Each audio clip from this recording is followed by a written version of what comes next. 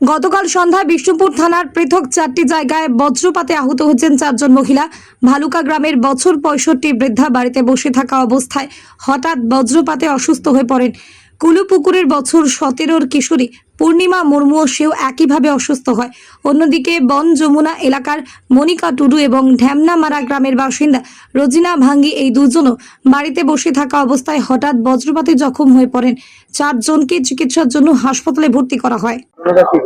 মানে আমরা দু স্বামী স্ত্রী বসে রয়েছি, মা পিড়াতে বসে রয়েছে, দিয়ে তোমার বসে হতে পারে একটা চরকা পড়লো বুঝলে সামনে, হ্যাঁ বজ্রপাত পড়লো। বজ্রপাত পড়ার পরই মনে হয় একটা আগুন খাওয়া গুলো বুঝতে পারছো, দিয়ে আমাদের স্বামী স্ত্রী মানে গিন্নি সাইড হয়ে গেছে, আর মা বলছে ধরো ধরো, তাদেরকে ধরে পালং শুরু করানো হয়, দিয়ে আর কথা বলতে পারে না।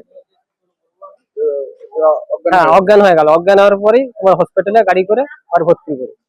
এখন কেমন আছে? এখন হচ্ছে মোটামুটি একটু পাটা কথা বলতে পারছে, পাটা ভারী রয়েছে।